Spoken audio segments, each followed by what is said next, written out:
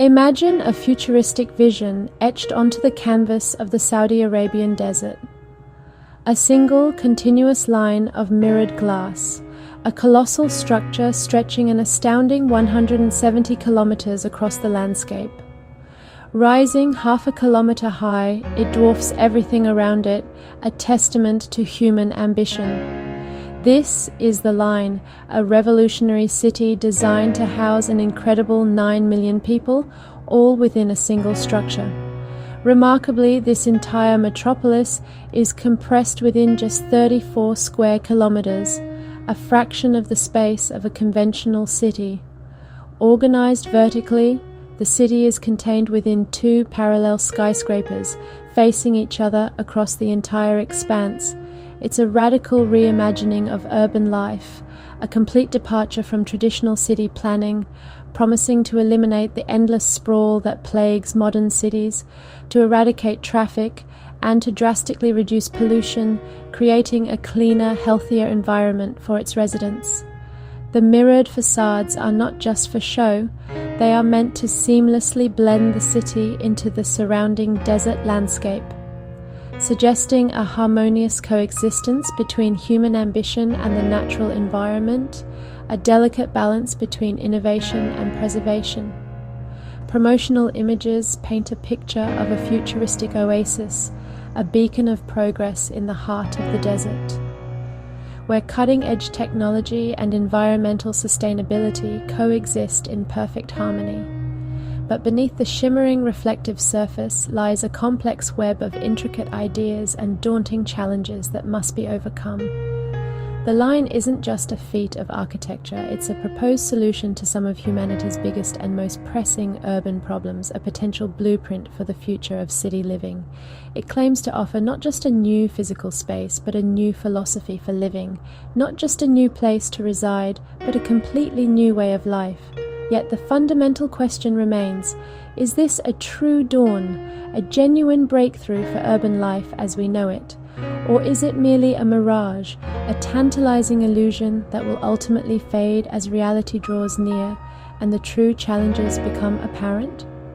The vision is undeniably bold and ambitious, pushing the boundaries of what's considered possible. But the intricate details demand a closer, more critical look, a thorough examination of the practicalities and potential pitfalls that lie ahead. At the heart of the Line lies a revolutionary concept, the 5-minute city. This means everything you need from state-of-the-art schools, offering the best education for future generations, to lush green parks, is designed to be within a short, pleasant walk.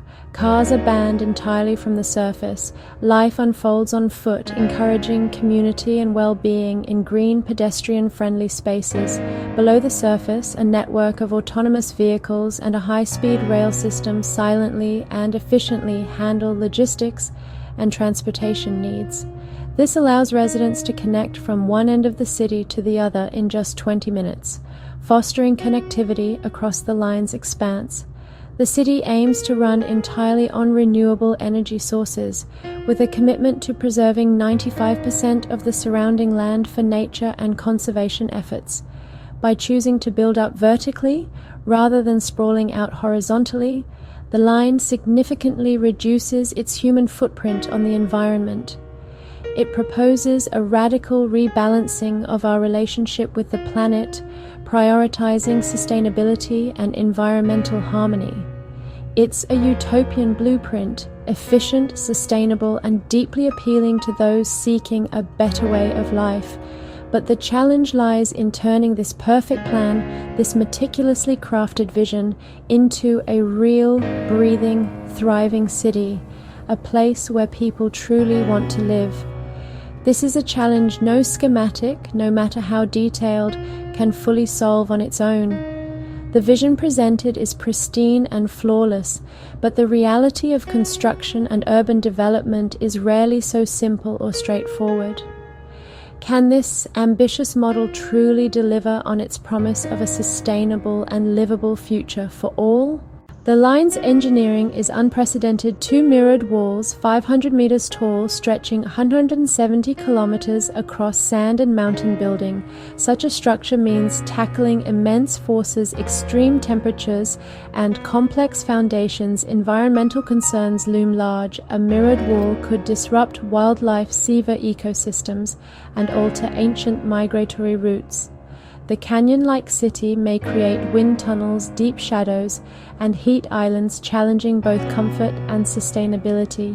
Keeping 9 million people cool in the desert, even with renewables, is a monumental task. These aren't minor details, they're fundamental questions about feasibility. The dream is dazzling, but the practical hurdles are immense. Can engineering keep pace with ambition? The line promises a zero-carbon future, but its construction demands millions of tons of concrete, steel, and glass. Producing these materials is among the world's most carbon-intensive activities. The upfront emissions create a massive carbon debt that could take decades to repay, if ever. Critics argue that retrofitting existing cities or building smaller, low-carbon communities would be more sustainable. The line's brute force approach clashes with its green branding. Is it justifiable to incur such an environmental cost for a long-term promise? This paradox sits at the heart of the project's sustainability claims. Can megaprojects ever truly be the answer to our environmental crisis? Beyond engineering, the line faces a human challenge. Can 9 million people thrive in a dense, linear canyon? Limited sunlight, towering walls, and vertical living could affect well-being and social connection. The 5-minute city may create isolated bubbles, while the vertical design risks building a new class divide: sunlit upper floors for the wealthy, shadowed lower levels for others. True communities are messy and organic, not perfectly planned. Social equity and vibrancy will be hard to engineer. The city's success will be measured by the happiness of its people, not just its design. The line is a vast experiment in human psychology and society. Will it be a vibrant community or a gilded cage? The audacious vision of the line, once brimming with boundless ambition, has now collided with the hard wall of reality. The initial projections and timelines are facing significant headwinds. Recent reports paint a picture of a project being scaled back considerably, a recalibration of its initial scope and objectives. The ambitious plan to construct a 170-kilometre linear city has been significantly reduced, with the first phase now focusing on a mere 2.4 kilometres. This represents a dramatic shift in scale. Financial constraints and logistical hurdles have necessitated a more modest and pragmatic, phased approach to the project's development. The initial grand vision is being tempered by practical considerations. The once grandiose dream is undeniably being downsized, reflecting the challenges inherent in such an unprecedented undertaking. And the original, highly ambitious timeline for completion is now demonstrably out of reach, requiring a significant reassessment of expectations. Yet, despite these setbacks, as a symbol of innovation and futuristic urban planning, the line has undeniably succeeded, sparking a global debate and igniting conversations about the very future of cities and how we envision urban living. Its true and lasting legacy may ultimately be the profound questions it raises about sustainable urban development.